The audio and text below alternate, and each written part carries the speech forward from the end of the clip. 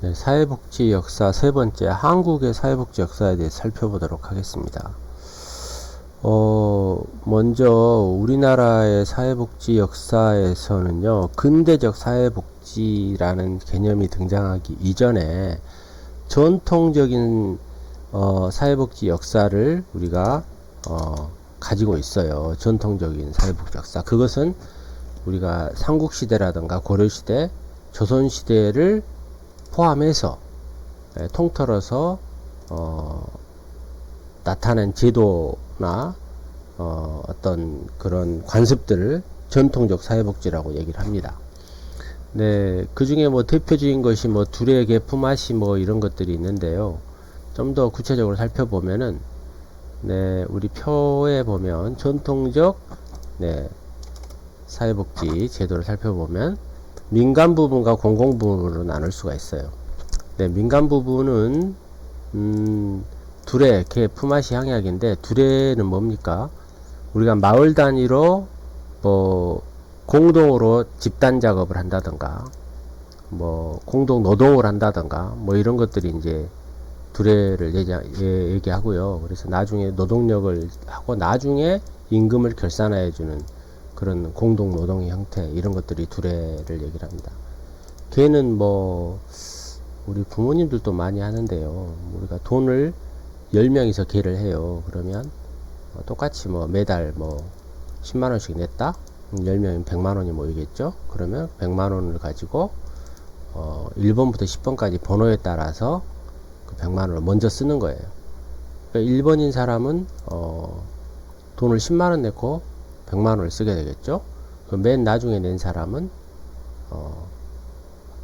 또 이자를 또 계산해서 내야 되니까 1번이 썼으니까 이자를 내야 되는 거죠. 그래서 일종의 조합적 성격을 가지고 있어요. 그래서 맨 나중에 쓰는 사람이 더 많은 돈을 쓸 수 있는 그런 구조가 개 같은 거예요.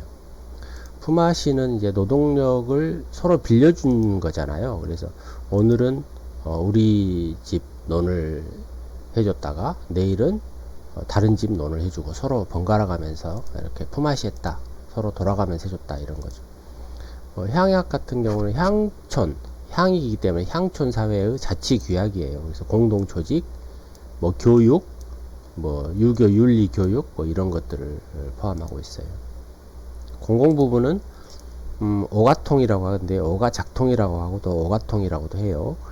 이 오가통 제도는 굉장히 중요합니다. 그래서 5집을 하나로 묶어요. 그래서 5집을 하나로 묶어서 그 집 중에 5개의 집 중에 가장 나이가 많든지 아니면은 뭐 벼슬을 했다던가 이런 사람들을 뭐 대장 집 아니면 책임적인 집 이렇게 되죠. 그래서 5개 집을 하나로 묶어서 한 곳을 하나의 책임을 가지는 책임가로 임명을 해요. 그래서 지역을 관리했다 뭐 이런 거죠. 주민들을 관리했다.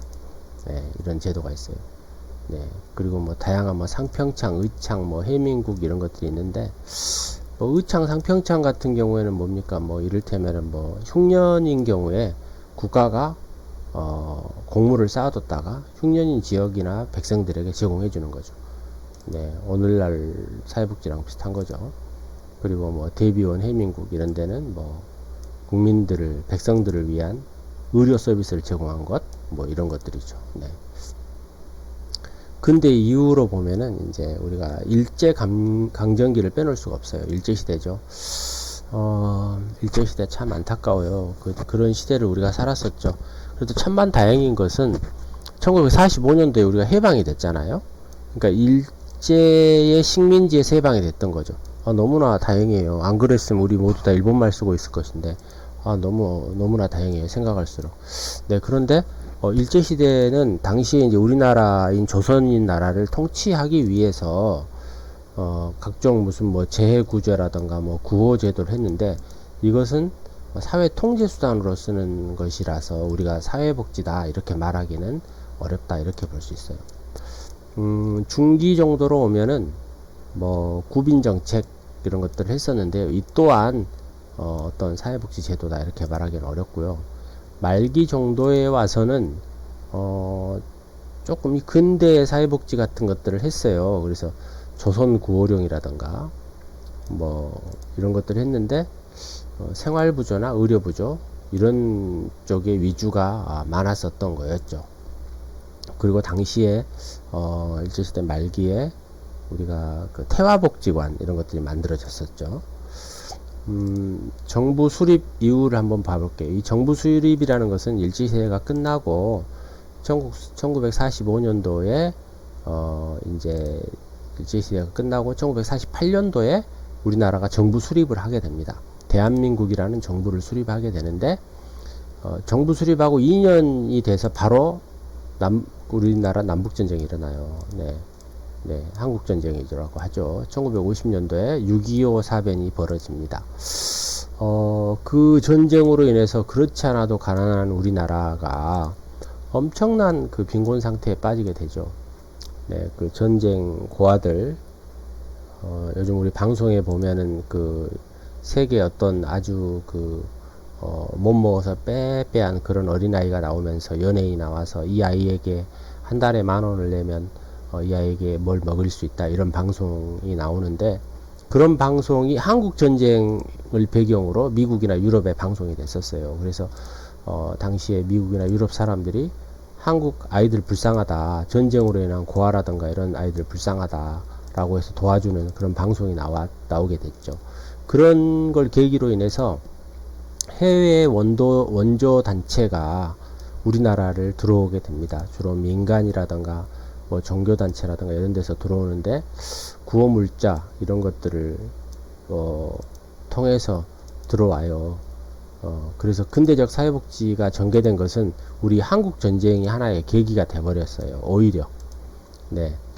뭐 좋은 건지 나쁜 건지 모르겠는데 어쨌든 간에 근대적 사회복지가 전개된 것은 50년대 한국 전쟁에 의한 외국 원조에서 비롯된 것이 하나의 계기가 됐다. 이렇게 평가할 수 있는데 또 반대로 보면은 이게 좋은 것만 아니에요. 너무 종교적 성향이 강하고 또 생활시설 위주의 서비스였거든요. 그래서 오늘날의 어떤 그 예방적인 차원, 사회복지 서비스적인 차원, 문화복지 차원 이런 거하고는 상당히 거리가 멀었고 당시에는 정말 굶어 죽기 일보 직전이었기 때문에 뭐 어쨌든 생활보호적인 차원의 복지를 할 수밖에 없었고 또 어떻게 보면은 사후 대책적일 수밖에 없었다라는 것을 알 수 있어요. 하지만 이 시대의 의미는 근대적 사회복지가 전개된 것이 우리가 6.25 전쟁으로 인한 외국 원조였다. 이렇게 정리할 수 있어요. 사회복지 교육을 보면은 1947년도에 우리나라 최초로 이화여자 대학교에 사회사업학과가 만들어집니다. 네, 1947년이기 때문에 우리나라가 1948년도에 건국을 했잖아요. 대한민국이. 그러니까 건국 이전이죠. 1945년도에 우리가 그 광복을 맞은 이후에 광복 이후 사이에 그 이화여자 대학교 같은 경우에도 외국에 있는 그런 대학 그 원조의 영향을 받아서 원조를 받아서 사회사업학과가 만들어지게 됩니다.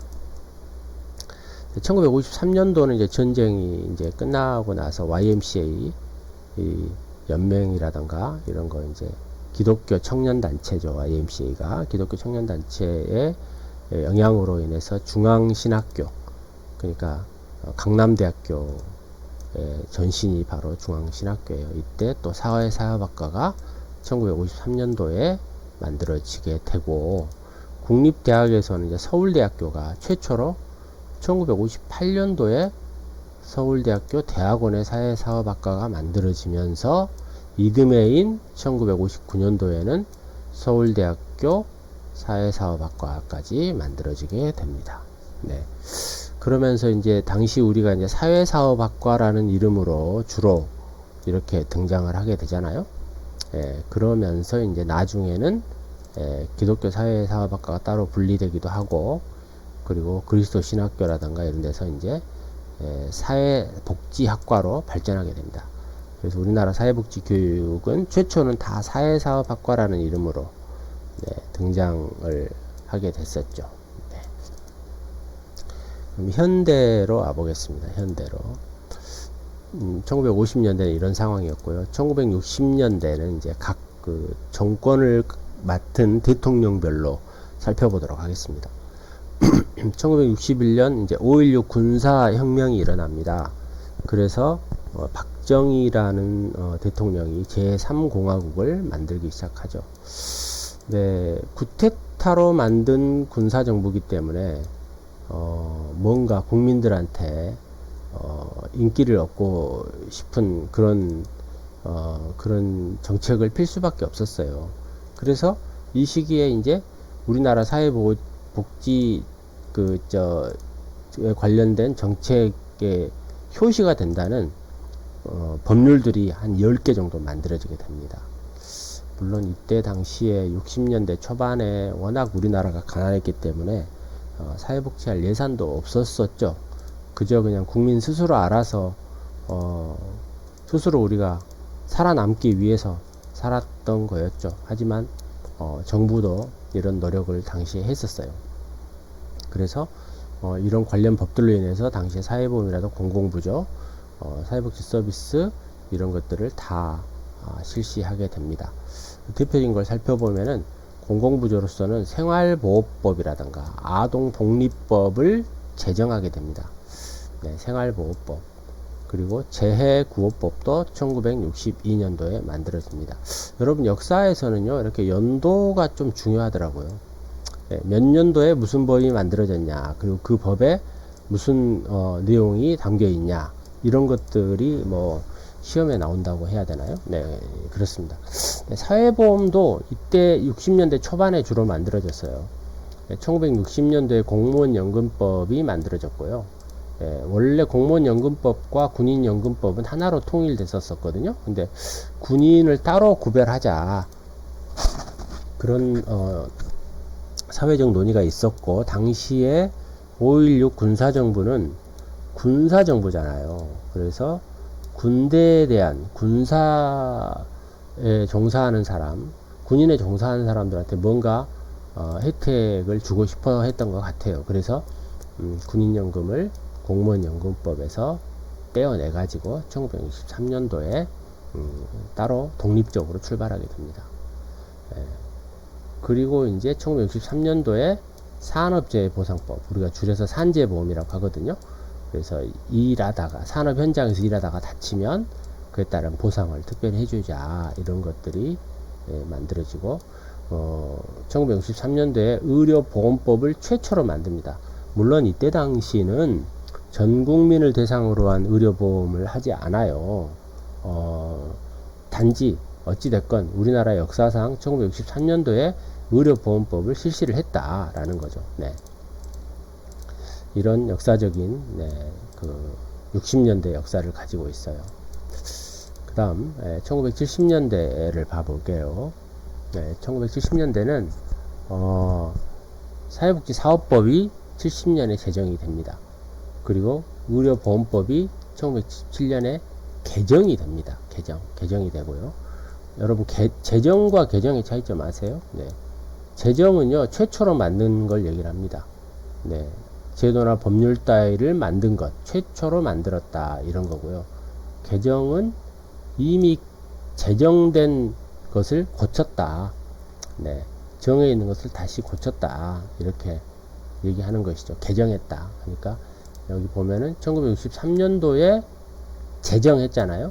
근데 1977년에 개정했다, 바꿨다, 이렇게 말할 수가 있는 것입니다. 네. 어쨌든 이 시대도 그 외국의 원조에 있었던 그런 영향을 많이 받았는데요. 당시 이제 1970년대 들은 특징 중에 하나가 이 외국 원조 기관들이 다 철수를 합니다. 다시 본국으로 다 철수를 합니다. 그래서 그때 당시까지도 우리는 그런 외국의 원조 기관에 의존했던 것들이 이제 국가가 개입을 직접 해야 된다라는 그런 상황이 될 수밖에 없었던 거였죠. 그래서 우리나라 자체로서 이제는 새로운 사회복지법인 제도를 창설하고, 또 사회복지사 자격 제도라든가, 또 사회복지기관에서 수익사업도 가능하다, 또 모금제도 등이 이렇게 포함된 내용을 만들기 시작하고요. 사회복지관 운영의 틀이 만들어지기도 하고, 정부에서 사회복지기관을 운영하는 보조금을 주는 것도 하나의 기반을 만들어내기 시작합니다. 네, 1980년대로 가볼게요. 1980년대는 80년대 하면 항상 떠오르는 거 우리 광주 항쟁 이런 거 떠오르는데, 어쨌든 80년대에서는 아동복리법이 이제 구체적인 아동복지법으로 확대되고 개정됩니다. 개정이 아까 뭐라 했어요? 네, 개정, 고친다, 더 바꾼다, 이런 거죠. 네, 바르게 고친다, 개정된 헌법이 된다, 이런 겁니다. 네, 그래서 81년도, 84년도에 아동복지법으로 개정됩니다.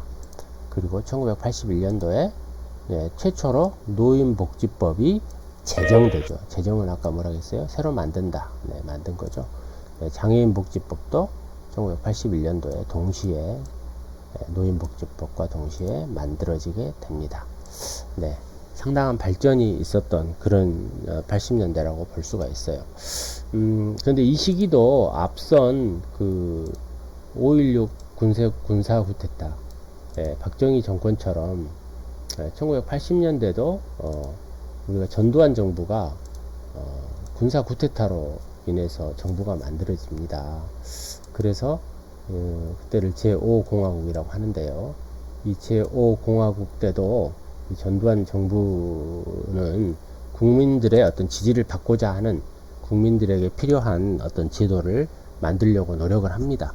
그래서 민주주의라든가 정의사회 구현이라든가 복지사회 건설이라든가 이런 국정지표, 슬로건 이런 것들을 내놓으면서 국민들의 지지를 받게 되고, 또 경제 부흥을 앞선 60년대 70년대에 가지고 있었던 우리나라의 경제적인 투자, 중공업 투자 이런 것들이 1980년대 이제 꽃을 피우게 되는 것입니다.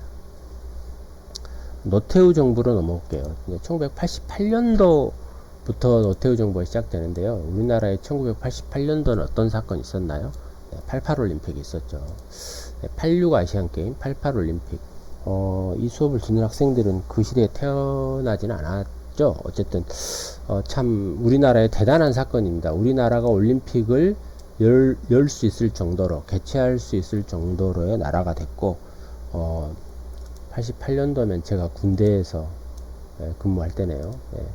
어쨌든 그 시대의 기억이 나요. 88 올림픽 관련돼서 제가 군대 근무하면서 파견 근무 나가고 그런 거 기억이 나는데, 이때에도 노태우 정부도 우리 전두환 정부의 연장 아닙니까? 전두환과 같이 군사 쿠데타를 일으켰던 대통령이기 때문에 굉장한 복지를 발전을 위해서 노력을 했고, 또 국민들에게 필요한 제도를 만들어야 된다라고 제시를 했었어요. 그래서 그런 노력을 했었었죠. 또한 1989년도에 지방자치법을 제정하면서 우리가 지방자치시대가 만들어지면서 복지라는 어떤 정책과 제도가 중앙정부에만 하는 것이 아니다. 이것은 상당히 지방정부도 필요하다. 그래서 지방정부에게 권한을 이양한다. 이런 표현을 쓰기 시작했습니다. 권한 이양. 그래서 지방정부의 역할을 강화한다. 이렇게 하는 노력이 있었고요. 또 중요한 것은 1989년 7월에 전국민 의료보험이 실시됐다라는 거예요. 이거 굉장히 의미 있는 사건인데요. 과거에 우리가 의료보험법이라든가 이런 것들을 개정했었거든요. 1977년에도. 그런데 전 국민이 대상이 되지 않았어요.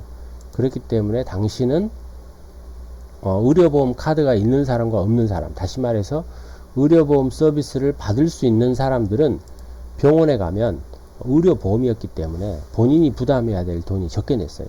근데 대부분의 서민들, 당시 의료보험을 전국민 의료보험 하기 전에 가입되어 있는 사람들은 공무원이라든가 무슨 큰 직장이라든가 500인 이상 사업장이라든가 이런 사람들이었었거든요. 근데 서민들은 그런 큰 직장을 다니지 못했었잖아요. 그런데 1989년에 드디어 전 국민을 대상으로 한 우리나라의 의료보험이 실시됐다. 이런 대사건이 일어나게 됩니다. 뿐만 아니라 노태우 정부에서는 뭐 모자복지법, 영유아 보육법, 장애인 고용 촉진 등에 관한 법률을 만들어서 장애인 등을 고용을 해야 된다. 뭐 여러분 이제 나중에 배우겠지만 장애인 일정 그 근로자가 있는 경우에는 장애인을 의무적으로 고용해야 된다. 뭐 그런 내용이에요. 또 고령자 고용촉진법 이것도 마찬가지죠. 나이든 사람을 일정 기간 근무를 하고 고용해야 된다. 이런 거죠. 또 장애인 복지법, 노인복지법 이런 것들 뭐 사회복지관 설치 규정 특별히 80년대에는요. 사회복지관 설치 운영 규정이 만들어지는데 이 법으로 인해서 우리나라의 모든 임대 아파트에는 의무적으로 사회복지관을 설치하게끔 만들어집니다. 그게 이제 우리나라의 어떤 복지 발전에 지대한 영향을 미쳤다. 이렇게 판단하는 학자들이 많이 있습니다. 제가 보기에도 복지관이라는 것들을 의무 설치 굉장한 우리나라의 복지 발전의 하나의 그 어떤 밑거름이 됐다. 이렇게 얘기를 할 수가 있어요. 네, 그 후에 사회복지 사업법 개정 이런 것들을 이 시대에 노태우 정부 때 다 만들어졌습니다. 네. 그 다음에 김영삼 정부로 오게 되면 네, 김영삼 정부에서는 경제발전 5개의 계획이라든가 이런 것들을 강조했어요. 그래서 당시에 경제발전 혹은 또 그 신자유주의 영향 이런 것들을 강조해서 김영삼 정부 때는 복지비용을 대폭 축소를 했었죠. 그래서 김영삼 정부는 그동안의 군사정부하고 다르다. 어떤 군인 출신이 대통령이 한 게 아니고 민간인 출신이 한다. 그래서 문민정부라고 불렀는데요. 이때 김영삼 문민정부에서는 고용보험법을 제정했습니다. 네, 고용보험법. 우리나라의 5대 보험 중에 하나입니다. 제가 우리나라의 5대 사회보험 자꾸 강조하는데요. 국민연금, 건강보험, 네, 산재보험, 고용보험, 노인장기요양보험 이렇게 5개가 있죠. 그래서 그 중에 하나 보험을 실시를 했었고요.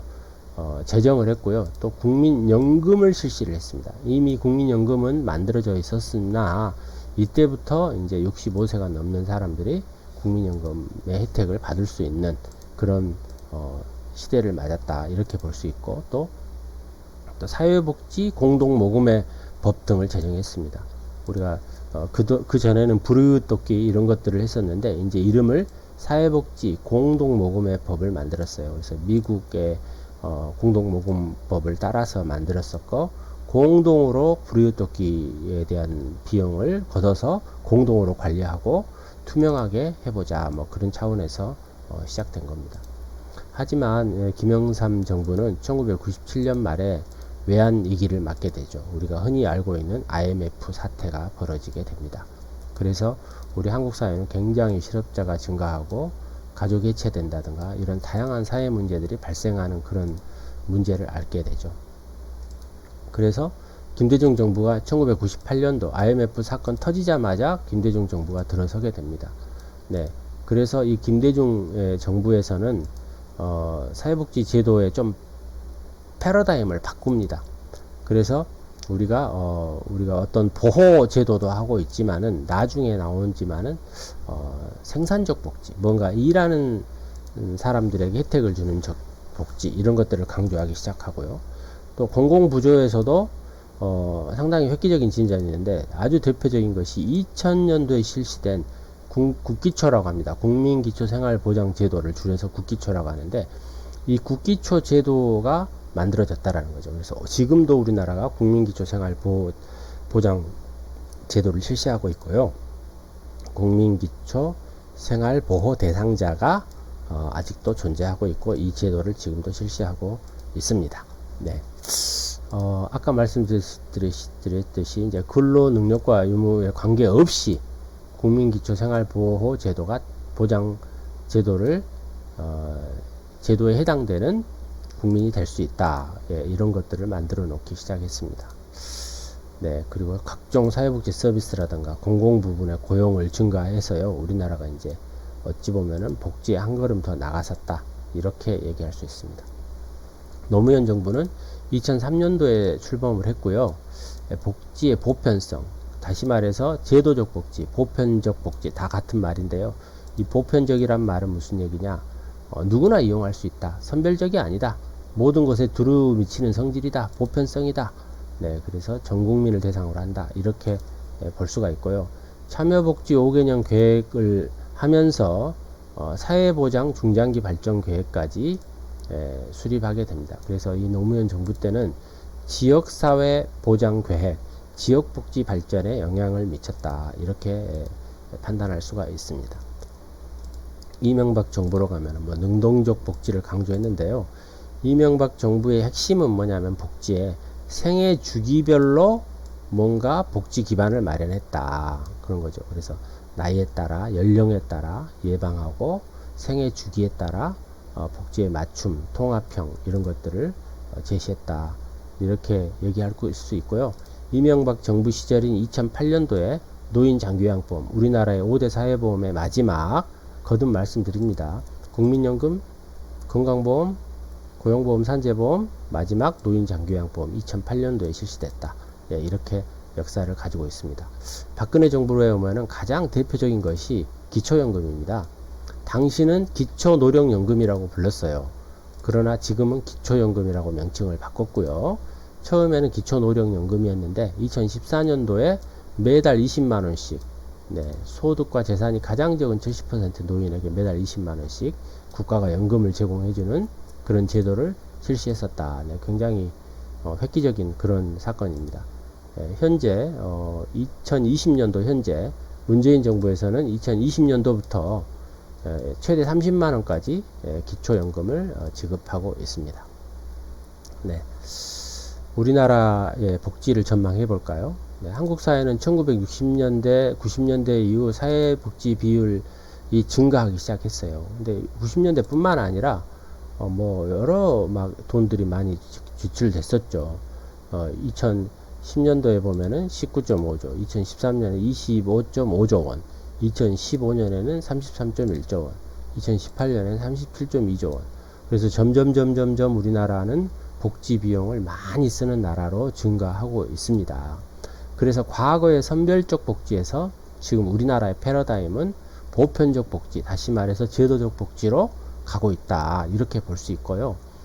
현재 국민들이 가장 관심이 있는 복지는 노후와 건강에 관한 것들이고, 또 두 번째로 실업과 고용, 또 자녀 양육, 이런 데 관심이 많습니다. 그래서 우리나라는 고령화, 의료, 뭐 고용, 교육, 이런 데에 대한 보편적 복지, 국민 전체에 대해서 무상으로 보편적 복지에 대해서 굉장히 요즘 그 지지를 받고 있고요.